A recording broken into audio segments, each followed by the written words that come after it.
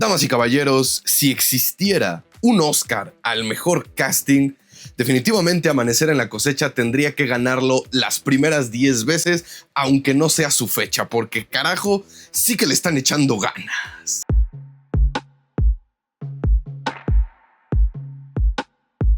¿Qué tal, camaradas? ¿Cómo están? Les doy la bienvenida a un nuevo video aquí en Mr. Cactus Books and Cinema, y el día de hoy quiero hablarles de uno de los universos de fantasía con el cual yo estoy más obsesionado. Si bien no logra ganarle en primer lugar al universo Avatar, en definitiva los Juegos del Hambre son mi universo de fantasía favorito. Bueno, no sé si se le puede decir fantasía, así que lo voy a dejar como se definía antiguamente. Mi universo de distopía favorito, me encanta ese universo, por lo que cuando salió el libro de Amanecer en la Cosecha, yo quería ser de las primeras personas en leerlo, tenía que tenerlo en mi poder y afortunadamente fue así. Pero muchos de ustedes tal vez no lo recordarán, algunos sí, pero cuando se anunció el libro, inmediatamente después se anunció la película. O sea, todavía el libro ni siquiera se publicaba y la película ya había sido anunciada, lo que generó bastantes dudas, y por eso quiero hablarles de toda esta situación,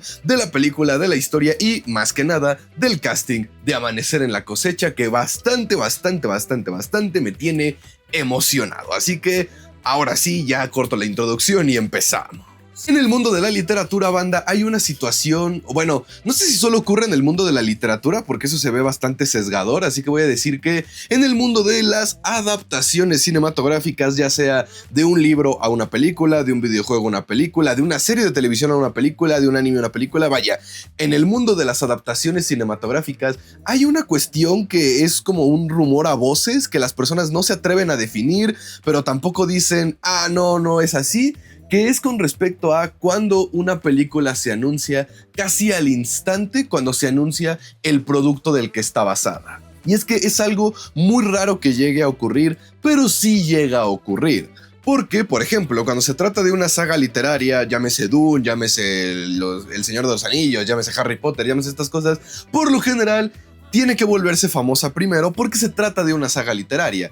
Entonces le toma tiempo al mundo volver famoso el libro, que el libro pegue, que lo lean muchas personas, para que los estudios de cine digan, oye, tal vez esto pueda ser una historia en el cine que nos deje muchos millones. Porque sí, banda, no podemos ignorar la cruda y cruel realidad, y es que todas las adaptaciones de videojuegos, de anime, de series, de libros, de las adaptaciones que tú quieras, existen, primero que nada, para hacer dinero. Nada más. Ya si tenemos la fortuna de que la adaptación en cuestión la haga el propio escritor de la serie o el propio escritor del libro, o la adaptación fue por alguien que se volvió fanático de la historia y tenía los medios económicos para hacerlo, pues ya son un plus. Pero toda adaptación cinematográfica que existe ahí afuera existe únicamente para hacer billetes. Habiendo aclarado esa situación, es una señal de alarma para muchos fanáticos cuando ocurre esta situación de van a hacer una adaptación cinematográfica, en este ejemplo del libro, que aún no se ha publicado. Porque eso es bastante arriesgado, no solo para la productora, sino también para los fanáticos que van a llegar a creer o podrían pensar que la única razón entonces por la que se está publicando ese libro fue para tener una excusa para hacer la película. Y eso podría dar a entender que el autor o la autora de dicha saga no está escribiendo verdaderamente por convicción dicha historia. Entonces, yo sí recuerdo que hace que fueron 3 años, creo que fueron hace 2 años, que se anunció el libro de Amanecer en la Cosecha, e inmediatamente después se anunció la película. Muchas personas, sobre todo fanáticos de los Juegos del Hambre, que sí ya llevan un chingo de tiempo, sí dijeron, va a estar culero, o es puro fanservice, o solamente lo están haciendo para anunciar la película y sacar más dinero. Entonces sí estaba esta preocupación de que a lo mejor Susan Collins, pues, a falta de tener un mejor ejemplo, aplicaba un J.K. Rowling. Digo, me gusta creer que para este punto de la vida ya estamos bastante enterados de cuál es la verdadera razón del por qué existe la serie, o por qué va a existir la serie de Harry Potter. Y si no lo saben, pues abro un pequeño paréntesis y se los digo rápido. La única razón por la que va a existir la serie de Harry Potter, banda, es porque J.K. Rowling quería que al mundo que a las generaciones futuras se les olvidara el cast original de Daniel Radcliffe, de Rupert Grint y de Emma Watson como Harry Potter y sus amigos. Sí, así de pendejo como suena, lo cual es bastante gracioso porque eso tendría sentido si J.K. Rowling fuera dueña de los derechos cinematográficos y televisivos de su obra, pero como es Warner, pues Warner ya está haciendo estupideces de estudio que no entiende a la chaviza y están cometiendo los errores que están cometiendo en el casting y todas esas cosas. Entonces, básicamente lo que estoy tratando de decirles, banda, es que la serie de Harry Potter nació muerta. Está muerta y va a salir muerta y probablemente no pase de la primera temporada. Ni pedo. Pero bueno, cerrando el paréntesis, eso es lo que algunos fanáticos de Amanecer en la Cosecha tenían miedo, bueno, no de Amanecer en la Cosecha, sino de los Juegos del Hambre, tenían miedo de que pasara con el libro de Amanecer en la Cosecha, de que la única razón por la cual va a existir sea pues como una excusa para sacar billetes. Afortunadamente, banda, eso no pasó porque Amanecer en la Cosecha es buenísimo. Es un gran libro, una digna precuela de la historia que aumenta el lore del canon de los Juegos del Hambre. Vaya, ya hablé a grosso modo sobre este libro y si bien yo en ese video que les recomiendo que vayan a ver ejemplifiqué y expliqué que sí tiene abuso de fanservice, la mera neta, el pinche libro está tan bien aplicado porque parte desde algo que es esencial para cualquier universo literario, cinematográfico, de videojuegos o de anime, que es que su creadora, en el caso de los Juegos del Hambre, todavía quiere y le gusta su obra. Y es que también, banda, eso es algo de lo que no se habla mucho con respecto a los universos y a los escritores, y es que puede llegar a un punto en el que estés hasta la madre del universo que tú mismo creaste. Por ejemplo, en los inicios de los 2000, finales de los 90, cuando estaba terminando de salir la trilogía de precuelas de Star Wars, George Lucas ya estaba hasta la madre del universo de Star Wars, ya no quería seguir haciendo ese pedo, los nerds obsesivos ya lo tenían hasta la madre, que terminó provocando que el güey vendiera los derechos a Disney y Disney se apoderara de Star Wars. Y eso fue bastante sonado y por eso lo utilizo de ejemplo, porque los fanáticos se volvieron locos y cómo era posible que el creador renunciara a su obra, que qué asco, que su chingada madre. Pero al mismo tiempo también es muy popular y más hoy en día esta idea de que claro que las obras e incluso los fanáticos pueden llegar a superar a los autores de las mismas. Y si bien nunca se van a poder apropiar de esos personajes y de esas obras, claro que es posible que un autor quede corto a lo que los fanáticos, a lo que los verdaderos fans, a lo que la propio universo, la propia historia puede crear. Entonces, yo preferiría, y yo soy un firme creyente, de que si tienes un universo de cine, de televisión, de serie, de anime, de cómics, de lo que sea, si tienes un universo que tú sabes es más grande que tú, tienes que tener la madurez para decir, ¿sabes qué? Yo ya no puedo seguir dictando qué es y qué no es lo que sale en esta historia, necesito que me ayuden otras personas. Y de esa manera puedes hacer que tu universo se salve, siempre y cuando se mantenga el amor a dicho universo. Afortunadamente, los Juegos del Hambre, aunque tiene un lore bastante explotable, pues sigue siendo una historia bastante hermética, bastante corta, por lo que Susan Collins todavía puede mantener el control, y eso ayudó a que Amanecer en la Cosecha fuera buenísimo, porque de nuevo Susan Collins le tiene amor a su obra y no se le ve que esté cansada de ella y puede seguir dándonos más historias que también. Otra cosa que puede afectar puede ser pues la presión del fandom, pero creo que eso es tema para otro video. Volviendo al punto, banda, el libro fue bueno, el libro fue genial, así que cuando terminamos todos de volvernos locos y de leer los libros de Amanecer en la Cosecha, la siguiente pregunta era ¿cómo va a quedar la película y para cuándo? Y cuando estamos en ese proceso, lo más importante siempre será quiénes serán los personajes elegidos para la película. Francamente, banda, aquí es donde la cosa se pone interesante porque Los Juegos del Hambre, la primera película, salió pues en una época en donde era común cambiarle la etnia a ciertos actores y ciertos personajes en aras pues de, ya saben, ¿no? Cumplir con una agenda extraña. Por lo que varios personajes que en los libros son descritos como personas de tez morena o de tez oscura fueron blanqueados para la saga, la trilogía original de los Juegos del Hambre, y muchos fanáticos tenían la duda de si iban a mantener la línea que vimos en las películas de los Juegos del Hambre con los personajes, porque esta es una precuela, pues, prácticamente es la más directa hacia los Juegos del Hambre, o si iban a arriesgarse y cambiar el casting y de cierta manera decirle de una manera muy sutil a los fanáticos que chance iba a haber una nueva trilogía de los Juegos del Hambre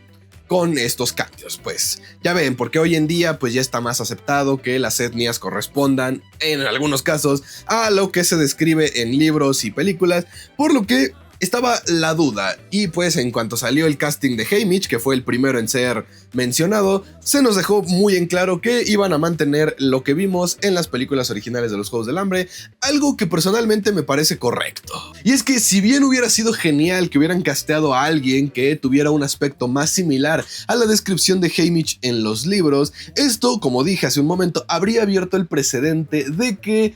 iban a hacer una nueva trilogía de los Juegos del Hambre, donde iban a hacer otro recasting y vaya básicamente a hacer un reboot de la saga, porque ya nos estaban contando las precuelas. Y eso habría sido una pésima estrategia, porque yo soy un firme creyente de que para hacer un remake o un reboot de una saga de fantasía o una saga de películas tan significativa y tan icónica como lo fueron los Juegos del Hambre, tienes mínimo que esperarte 50 años. Y no estoy exagerando. Yo les aseguro que en 10 años las personas van a seguir hablando de las películas de Harry Potter que ya llevan 10 años que salieron del cine por última vez, la última. O sea, tienes que esperarte por lo menos 50 años para que esas generaciones que crecieron, amaron y van a repetir y repetir y repetir y repetir las películas, dejen de repetirlas tanto. Si haces un remake o un reboot de una saga a 10 años, a 5 años, a 3 años de que terminara la primera saga, lo único que vas a hacer es que el fandom choque entre ellos por los que siguen amando la saga antigua y los que piensan que hacer la saga nueva fue una cosa innecesaria. Entonces, si bien está mal el whitewashing que ha hecho Hollywood y que hizo Hollywood y que seguirá haciendo Hollywood por años, sí me pareció una idea acertada que mantuvieran el casting similar a los personajes que vimos en la trilogía original de los Juegos del Hambre. Por lo que hablar de Haymitch, hablar de Maisel y hablar de Beetee y hablar de todos ellos, la verdad es que no me quiero enfocar tanto porque no era una gran sorpresa los actores que iban a escoger y las actrices que iban a escoger, y de hecho lo que sí quiero mencionar aquí es que son de los castings más acertados que hemos visto en el mundo, y no les voy a mentir, tengo la teoría conspirativa de que se debe a que la producción, por más loco que suene, sí ha estado escuchando a los fans, porque me parece sumamente increíble que le han atinado a todos, mamón. O sea, todos los que tenían pensados ya les atinaron. Hoy recién se anunció que Effie en efecto será Elle Fanning, algo que venían cantando desde hace meses los fanáticos de Hueso Colorado de los Juegos del Hambre. Me parece sumamente sospechoso que sea una coincidencia que el fandom le haya atinado al casting. Yo siento que la productora sí está escuchando a los fans y eso es algo bastante bueno. Porque creo que todavía el fandom de los Juegos del Hambre, y me refiero a los que llevan décadas en este pedo, todavía están tranquilos, todavía no se vuelven locos y todavía no se llenan de personas tóxicas como le ha ocurrido a otros fandoms más grandes, como pues, el de Star Wars, como el del Señor de los Anillos, como el de Marvel, etcétera, etcétera. O sea, creo que el fandom de los Juegos del Hambre todavía está bastante tranquilo, entonces todavía tiene sentido que la producción le esté haciendo caso a los fans, porque de nuevo el casting es increíble, y si bien no estoy del todo convencido de que Elle Fanning haya sido la mejor opción para Effie en el casting, porque teníamos a la actriz que aparece en La Sustancia, que para mí correspondía un poco mejor, le han atinado completamente en todo. Y personalmente para mí, mi favorito es Ralph Fiennes como el presidente Snow. Y creo que este también fue uno de los más polémicos, porque algunos esperaban que el papel de Snow joven, o bueno, un Snow de 50 años, lo obtuviera el hijo del actor que interpretó a Snow en la trilogía original, que hubiera sido un detalle nostálgico bastante interesante, pero ya he tenido suficiente tiempo para meditarlo y creo que aquí lo que ocurrió fue algo similar a lo que pasó con el hijo de Christopher Reeve. O bueno, yo imagino que eso fue lo que pasó, eso es nada más para explicar el ejemplo que ahorita les quiero dar, así que momento de contarles una historia. Cuando yo vi el documental de Super, entre paréntesis, Man, la vida de Christopher Reeve, quedé asombrado, anonadado del aspecto del hijo menor de Christopher Reeve, porque, y lo están viendo, está apareciendo justo ahí. En cuanto lo vi dije, este cabrón es Superman. O sea, veo los cómics de la era de oro, de la era de plata, los modernos, y veo a este güey y digo, este carnal es Superman, este vato nació para ser Superman, o sea, vino al mundo con un solo propósito y ese propósito es ser Superman. Y cuando vi a esta persona en ese documental, en automático el amor que yo sentía por el casting de Henry Cavill o por el casting de este nuevo actor que va a ser Superman en la película de James Gunn se fue, se evaporó, porque dije no. Después de Tom Welling, creo que este güey es el Superman más Superman que pudimos haber tenido en la historia. La razón por la que no estuvo ni en la lista de candidatos para interpretar al nuevo Superman es porque este señor en cuestión no es actor. Y ustedes dirán, ¿eso qué chingados tiene que ver con los Juegos del Hambre y Amanecer en la Cosecha y con que Ralph Fiennes sea el presidente Snow? Pues algo que nos ha dejado muy en claro James Gunn con todos los avances que ha sacado de la película de Superman es que en efecto le tiene cariño al personaje, quiere hacer una buena película y quiere hacer una buena, ¿cómo se le puede decir?, representación del Hombre de Acero de los cómics a la pantalla grande, alejándose de esa estúpida puta pendeja tendencia de el Superman edgy o el Superman oscuro y volver al Superman que siempre debió ser Superman, que es el rey de los Boy Scouts. Y para eso necesitaba a un buen actor, necesitaba a un buen casting que no solo se pareciera físicamente al personaje,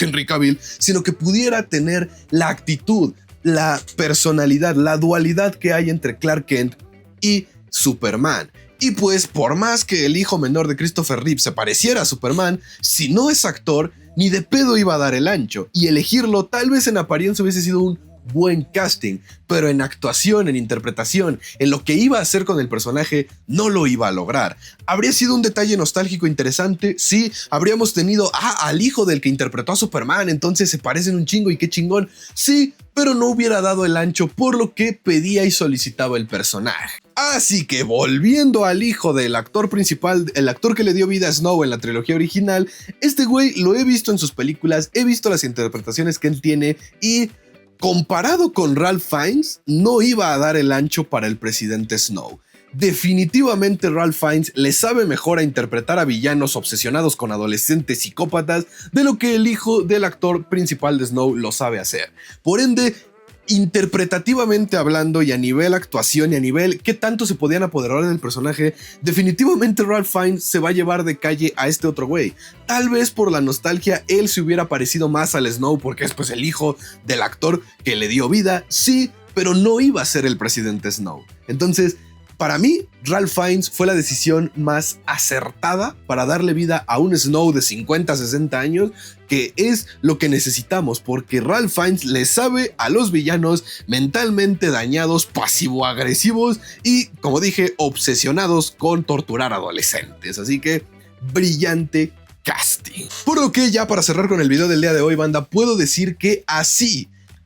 es como se hace el casting de una película, no poniendo nada más a los actores que se parezcan más o a las actrices que estén más parecidas a lo que muchos güeyes que se hacen chaquetas mentales tienen de cómo deberían de verse los personajes femeninos de las historias. No, es saber elegir a personajes que puedan interpretar y que puedan hacer suyos a los personajes y plasmar la esencia de las páginas en el lenguaje cinematográfico. Ya nada más me falta que me den a Emma Thompson como Drusilla para tener ahora sí al casting perfecto, porque lo lograron de una manera impresionante. Y yo estoy completamente emocionado de ver Amanecer en la Cosecha en las salas de cine. Así que banda, ahora sí eso vendría siendo todo, por lo cual yo me despido, esperando que se cuiden mucho y que la fuerza los acompañe. Nos estaremos viendo ahora sí el sábado con un sábado de cine. Esta semana,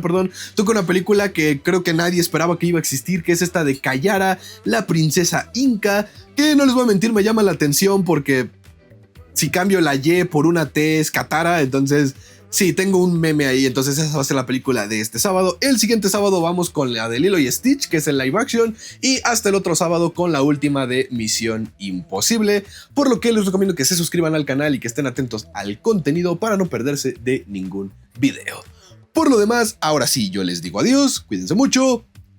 bye.